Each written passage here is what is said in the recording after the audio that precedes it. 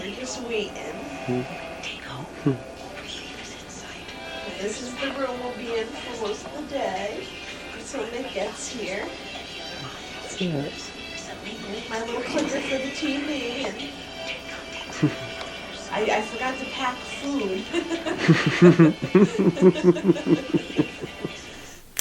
I just remember that morning being very excited, getting ready, doing my hair and makeup like I was going to a party. Okay, here it goes. Just looking beautiful.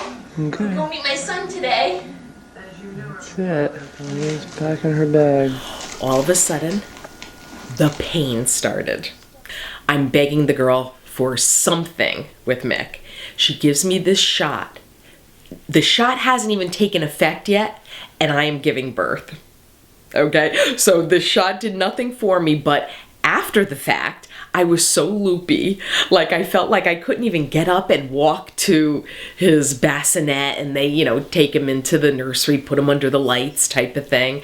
And I just see everyone looking at him like he was the Christ child. They were just gazing, and, Teresa just was gushing over him. Oh my goodness, look at that. After Mick was born, it was probably about 3 months. I was able to take 3 months off.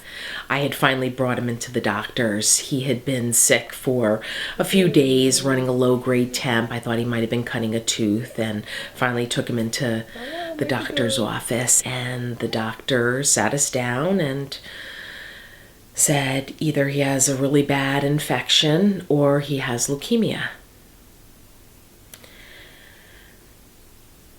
I immediately just burst out crying. I just didn't know what to make of it. Like, what am I even hearing? What is this leukemia? Like, I had no idea. Like, the world that I lived in burst.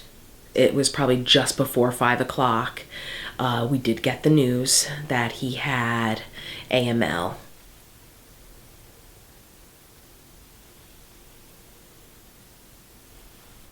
The doctor wanted to send us right to Yale. Dr. Joe wanted us to go right to Yale right then and there. And I said, you know what, we need to go home. We just need to just be together one last night, get our thoughts together, and, we'll go first thing in the morning. So we all went home. We cried. We packed bags. And the next morning, we got Mick ready and brought him into Yale.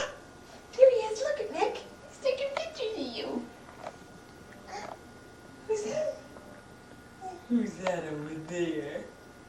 Hello, McBoy. These children have been enlightened by Christ. They are to walk always as children of the light. May they keep the flame of faith alive in their hearts. And when the Lord comes, may they go out to meet him with all the saints in the heavenly kingdom. You have put on Christ, and in him you have been baptized. Hallelujah, hallelujah.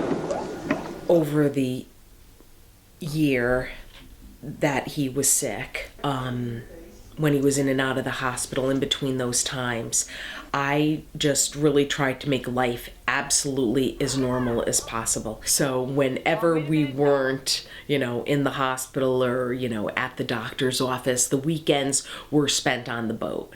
We did a lot of, going to the Thimble Islands, just going out for a cruise,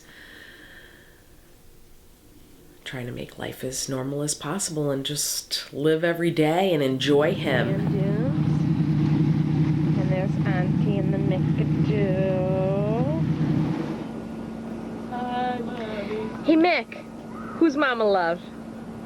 Yeah, yeah, Mickadoo. You want to throw me some kisses? Mickadoo, throw Mommy kisses.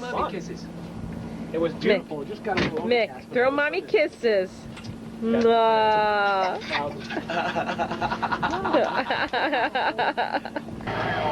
Hello, Gully. Give us your beer, lady.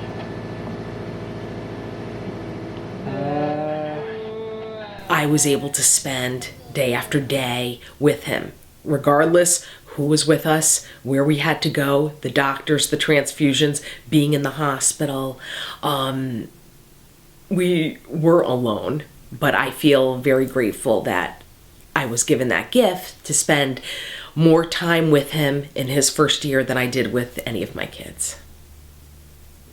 He was going to go down to Duke for a blood marrow transplant, and when we got the news that nope, they found more cancer cells, you know, he can't go, I remember flipping out. I remember going home, calling Duke. I don't even remember what department I called. I feel awful for the girl that was on the other line, and just saying, there's got to be something. I was so desperate that, no, there's got to be another way, because basically at that point, with it coming back as many times as it did, that he wasn't in remission ever long enough, that it is towards the end. On October 1st, 2001, Mick had a doctor's appointment at Dr. Joe's to have a transfusion, and then that afternoon we were going to the hospital to have an ultrasound because I was pregnant, and we were going to go see whether it was going to be a boy or a girl. The technician asked, do you want to know what it is? And I said, yes, of course. And she says, it's a girl.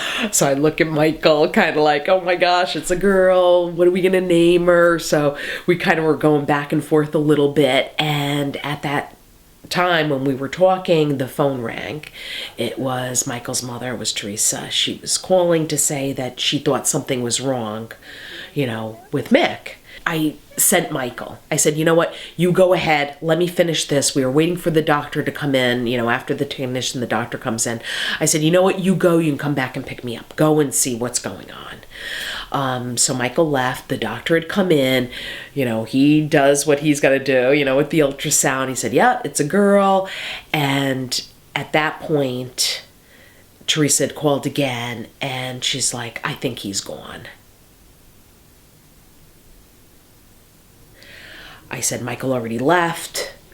I'll be right there. I hang up the phone. I'm sobbing, crying. The doctor and technician have no idea what's going on. So I called my girlfriend who works right around the corner. I said, could you come pick me up at the front of Yale? You know, I'll be waiting. Could you hurry?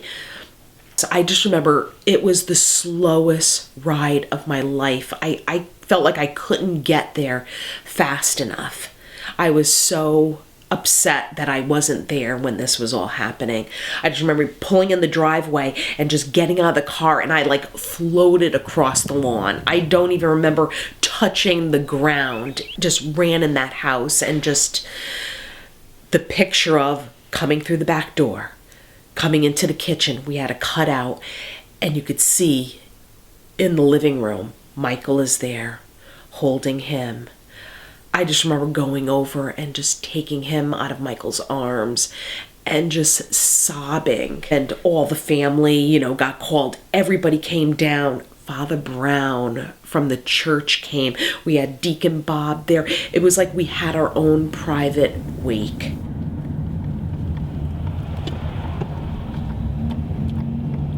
Painful as this is, as much as I could sit here and tear up and, you know, there's no regrets in this. I don't regret ever having him, going through all of that. We're all going to come out on the right side.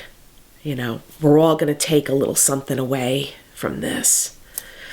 You know, and like the saying goes, life is too short. We all have to just keep living. Life is for the living. And then your grandma's going to sing to you. She'll say, "True love."